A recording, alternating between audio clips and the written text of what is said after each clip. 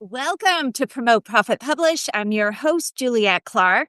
And today we have sort of a unique guest. We're going to talk about finances because most of my authors are also business owners. And sometimes we don't keep the records the way we should. We get into things we shouldn't be into.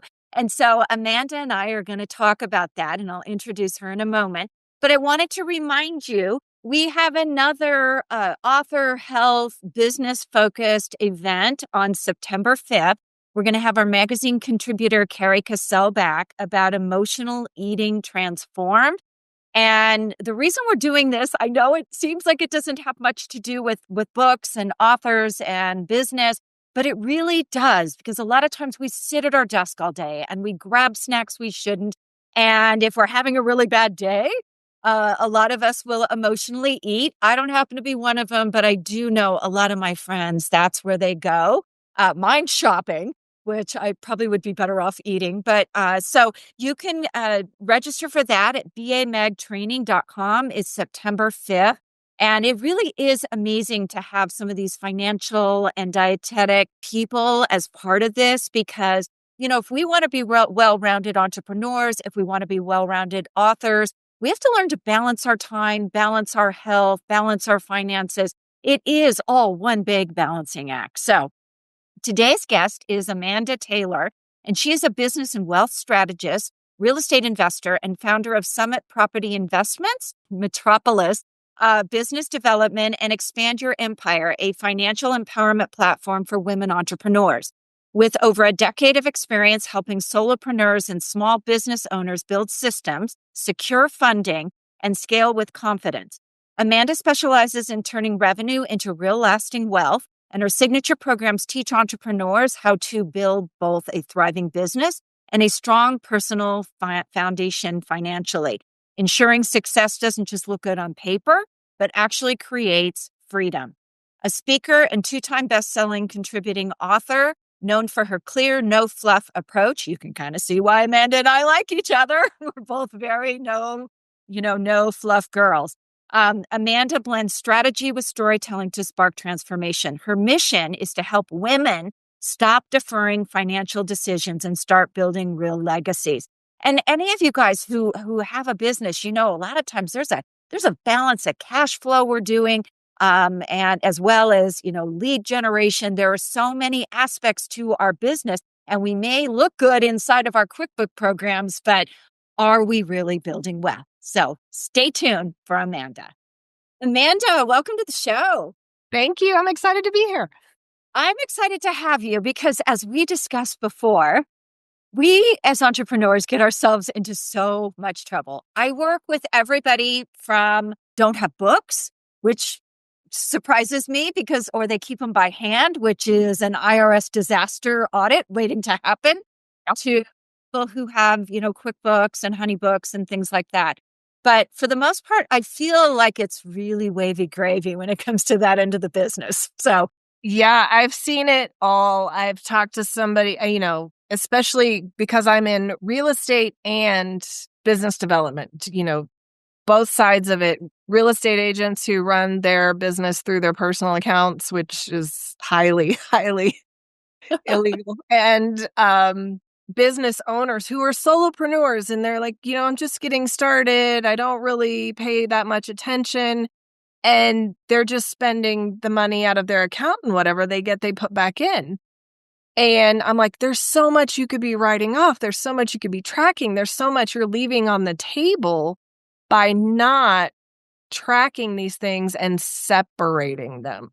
So I think that's a huge missed opportunity. And people think, oh, I don't make enough, or I don't do enough. But the sooner you start, the better off you'll be. Yes. And I just talked to a company recently, a publishing company I was doing some consulting for. And I said, you really need cost accounting here. Yep. Because, there's so much that we bring in. And a lot of times we don't know the cost until we put the bid out. And they're like, no, we don't need that. I'm sure they'll be out of business soon. So I'm surprised at how many people get by.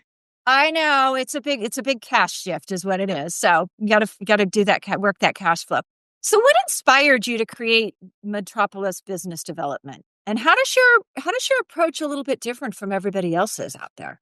I talked about real estate, and even getting there was crazy. But as a real estate investor, I'm an entrepreneur. I am self-employed, and I'm building something from nothing. And I didn't have quote unquote retirement, no employers contributing to my 401k. I'm out here building this myself. And I went looking for other ways to invest my money, not just in the real estate, but how am I growing and protecting wealth? And that was important to me. And as my partner and I are building out, it really started with a CRM. As we're building out a CRM for our lending business and real estate investing business, we build out this whole thing, and we're like, this is pretty good. We should sell this. And then it started as a CRM, and it kind of blew up from there with our finance background, with our investing background, with our sales and marketing background. It all came into then a consulting business. And the real goal goes back to the beginning of investing. What are we doing for the self-employed individual to help them grow wealth and really outside of their business? Because, I think you and I talked before, 80% of businesses listed for sale never sell. And those that do sell for less than half of what they were listed. So, so many small business owners and, entrepreneurs, they're just in it every day, grinding and doing the thing and not really making a plan for the future. They're just making a lot of assumptions about this business and how it's going to carry them into retirement. And I say that loosely, whatever retirement means to you. So everything that we did became, how do you take this revenue and this profit that you're generating in this business that you love and that you're working really hard for and create wealth, generational wealth outside of the business? And we teach those strategies. And so let's help you get your business profitable. And then let's use the strategies that we know to take that profit and make it work for you.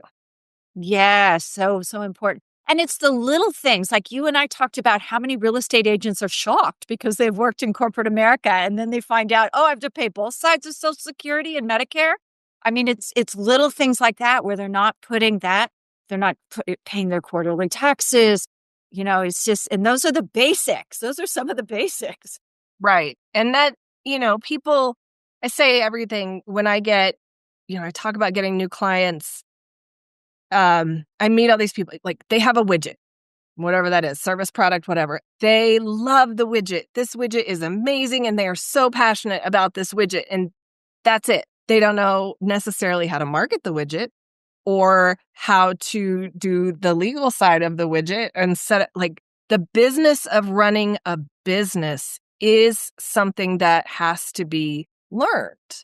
The passion for what you do or what you sell or the service that you provide is necessary. And you have to learn the skills of running your business so that you can continue to have the passion for doing what you're doing. Yes. And you have to know how to do it yourself. One of the things when we're working with marketing with lead magnets and things like that is we tell people or even social media, you have to learn this yourself. Otherwise, you can't delegate. You can't get what you're looking for. And if you're using a paid VA, you're probably in bigger trouble because you're opening the door to being taken advantage of in that arena, so, and it's hard to get business owners to understand that. So, yeah, outsource, and it goes both ways. I've seen people who want to do everything themselves and never delegate. Mm-hmm. Which I feel like that DIY approach costs a lot of money because, yes, you should have an idea of what needs to happen, but do you need to know how to build an entire CRM and every automation and nurture campaign and all of the systems that go into that? Probably not. Do you need to be aware of how it works? Yes. Yeah. But bringing in the people who have that expertise, who can do it in a third of the time that it would take you to learn, probably less, to learn it and do it correctly, it's worth it.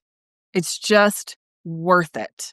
And I do this I learned I invest in real estate. I have my own tools. Am I going to go in and redo a foundation on a house? No, but I learned some basic electrical and I can do some basic stuff, but I know the ins and outs of how things should work, how much they should cost, how long they should take. Am I going to go in there and do it myself?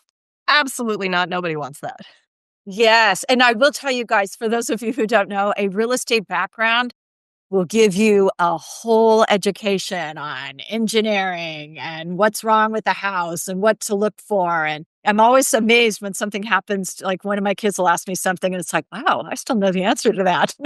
So you do learn a lot when you're in real estate because you have to be able to serve and your it clients. Translates so well. And I didn't know that. Like, I have a marketing degree. I graduated college with a marketing degree a long time ago before social media. So, take that for what it's worth.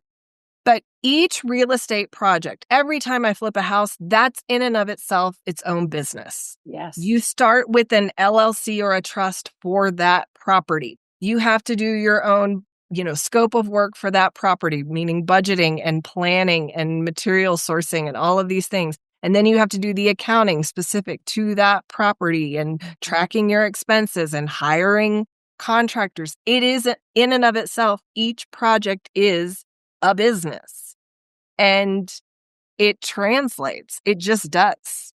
It does. And I think I remember from my days, the biggest thing people get stung on in those flips is they don't factor in the holding costs either. And they just get, for those of you who don't know, the holding costs are the mortgage, insurance, all those things you have to pay for while that house is empty. Yeah, utilities.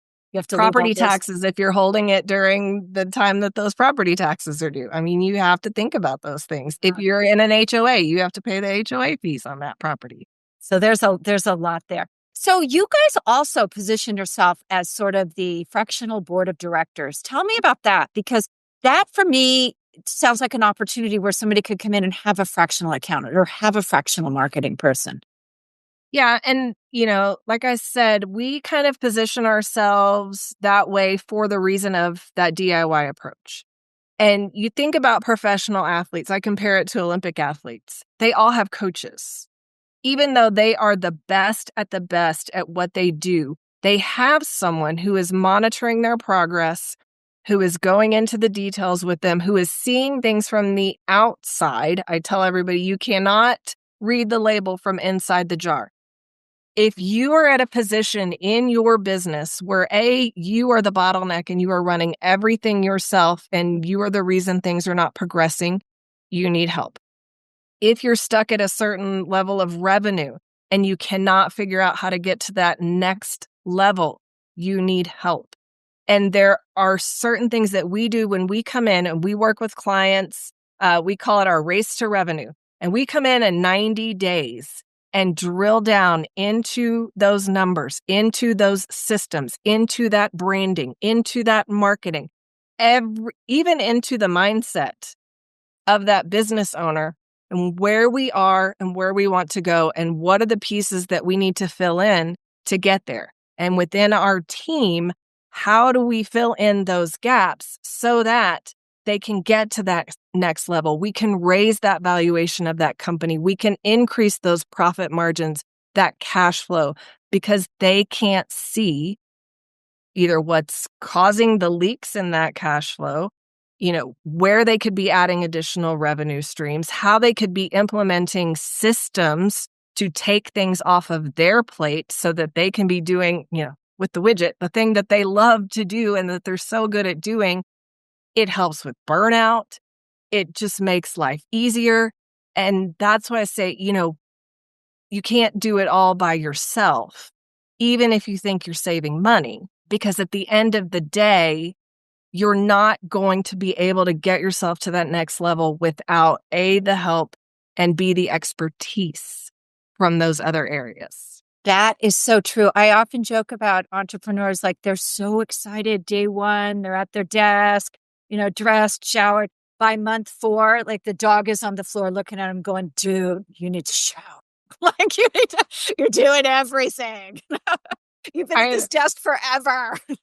I know. I just told somebody the other day, I was like, they were talking about a new co-working space in town that everybody loves. And I was like, oh, but I would have to put on pants. I'm Right. like, put on pants? Who does that? I'm actually somebody who gets up and dresses fully in the morning, but I see people get up and go to the back of their office to grab something. It's like, sweatpants? Like, really?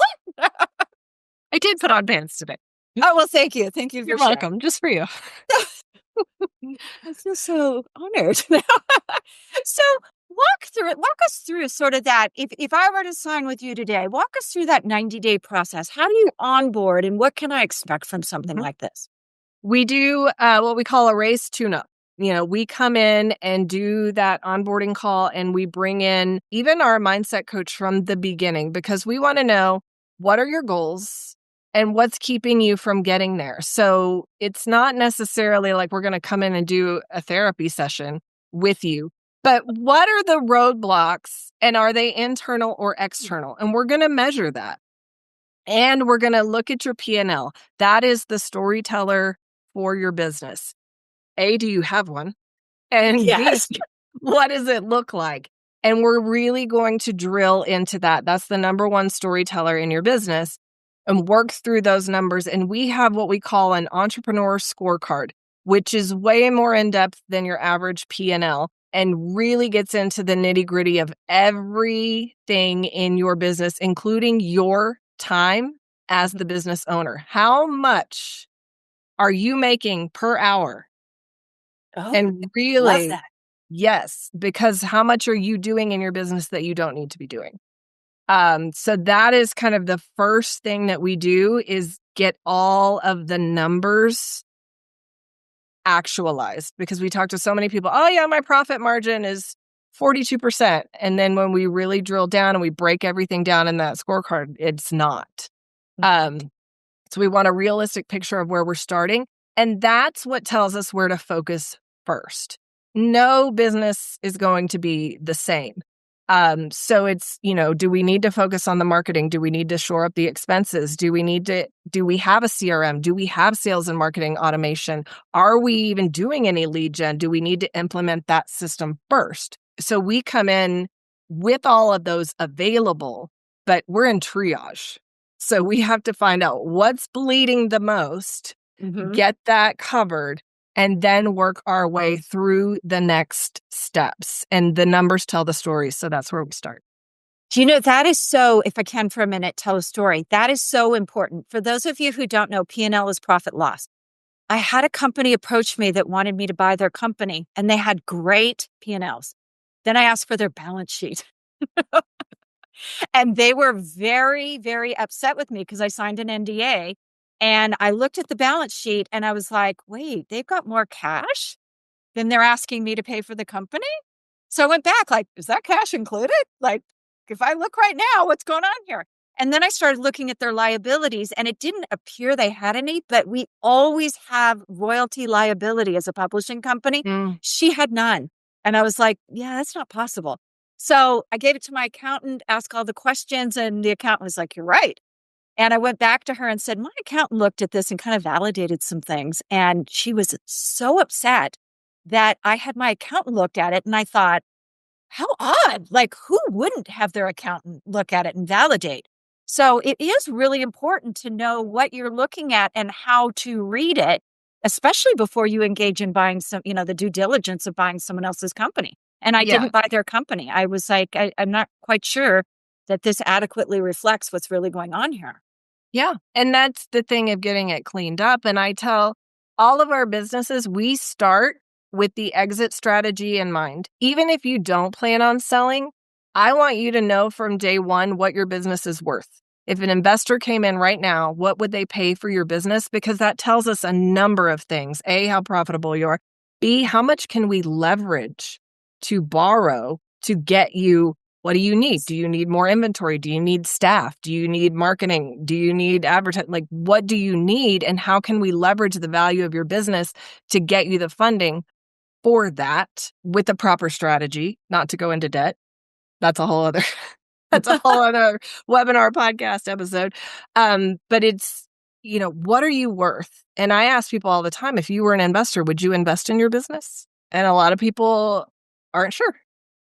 Yeah. So we want to get you investable, whether that's the goal or not, that gets you to the right level. So, how do you guys ensure that everything you're doing gets integrated? Because as with most coaching programs that I've noticed, I can teach all day long, but are they executing?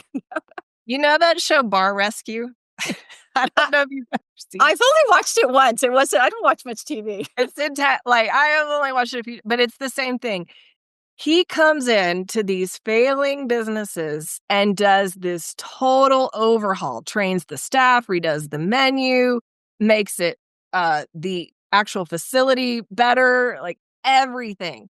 And then you usually get a little recap at the end of how many of them actually took what he did and survived. That's just it. There's only so much you can do. You can lead a horse to water, but you can't make a drink. I don't know how many cliches I can throw at it. And that's why we only accept certain businesses and business owners into our programs, because that's what it is. They have to want to fix it. They have to want to change. That's why we start with the mindset at the beginning, because the devil you know is better than the devil you don't. And a lot of people will just automatically go right back to the way they were doing it before, because that is what's comfortable, even though it's uncomfortable. Mhm. It's all up here, and we have to break those patterns. And we have to get the subconscious in line with their conscious goals so that they can take all of this new stuff and implement it. And, 90 days is just the beginning. If we need to work with them longer than that, absolutely we do, because we want all of our businesses to succeed. Nobody wants to be like, peace out, I'm done. Good luck. Yeah. But No. it has to be they have to adopt that this is my new way of operating and buy in from the very beginning.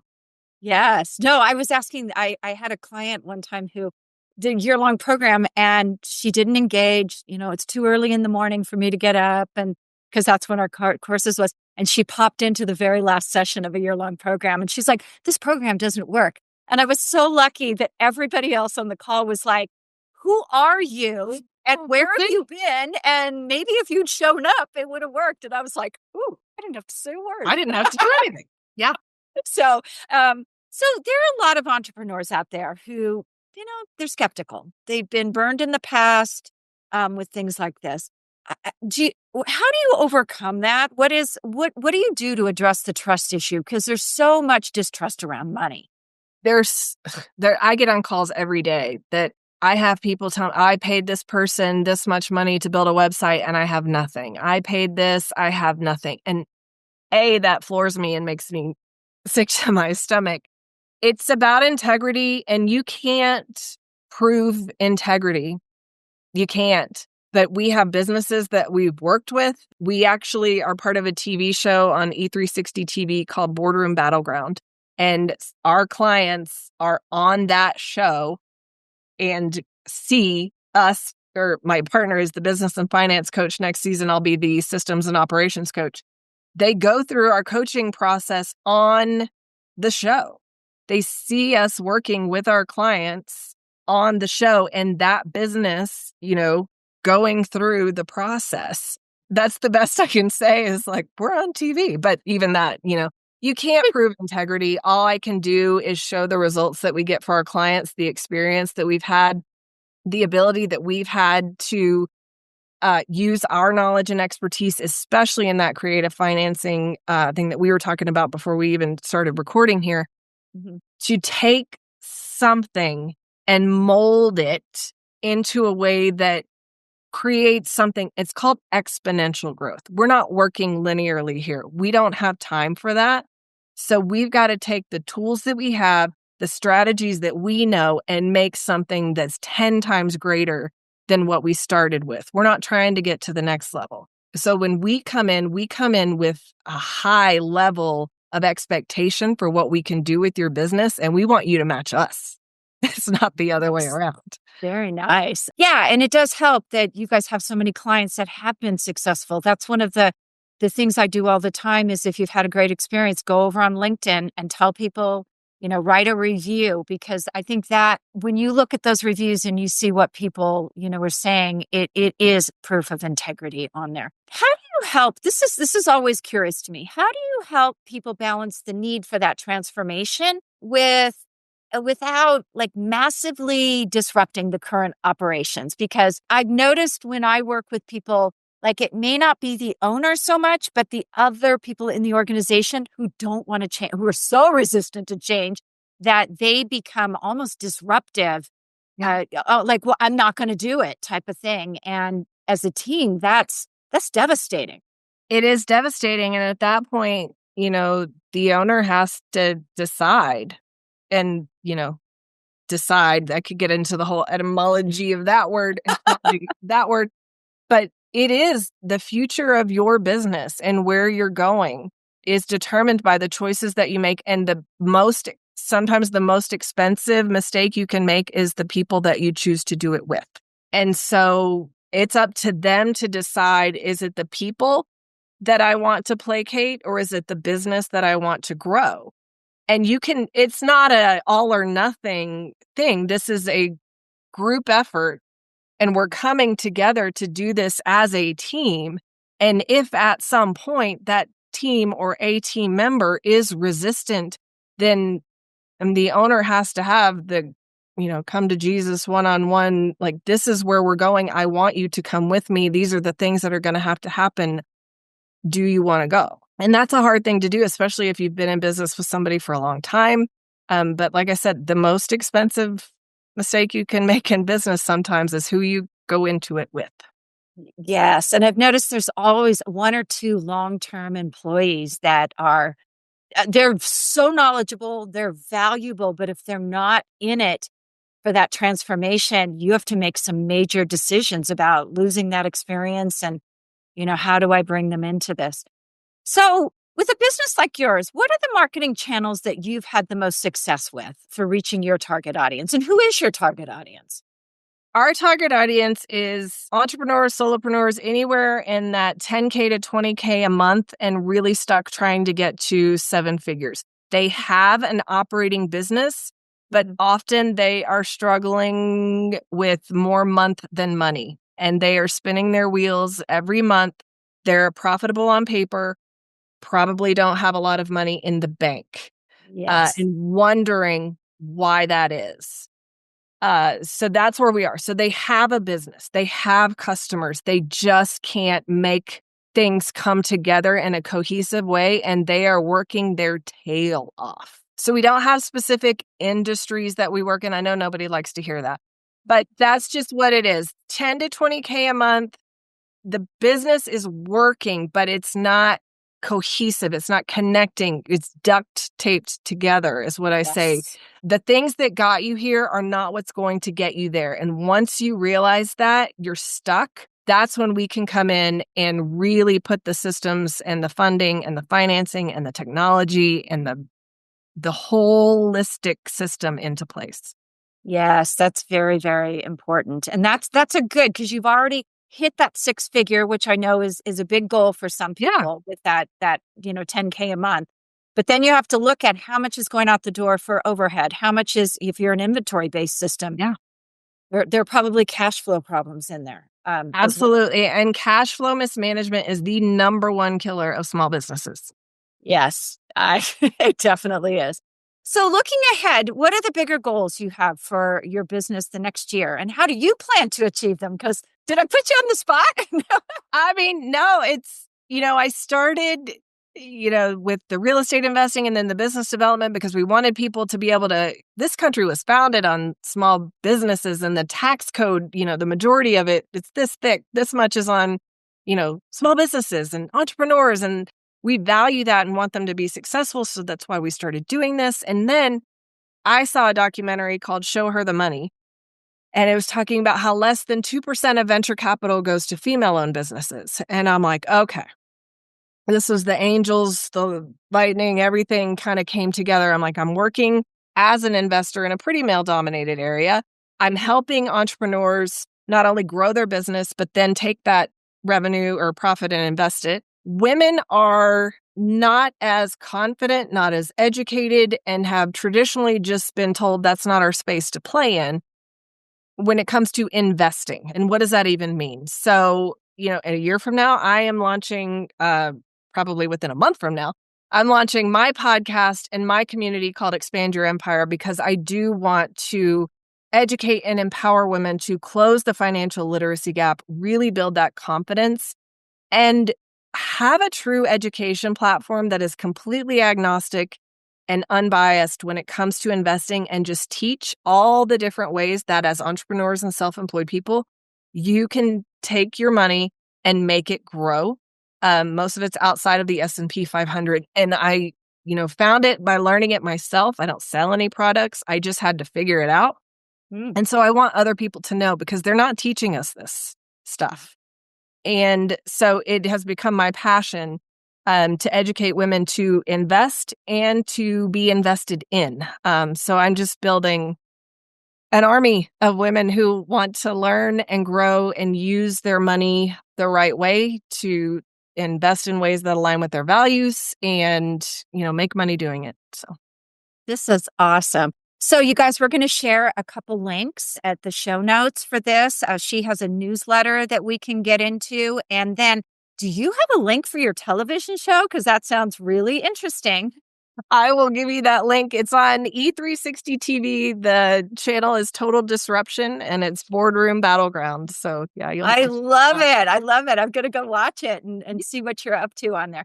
Amanda, thank you so much for being on today. Thank you so much for having me. This was fun.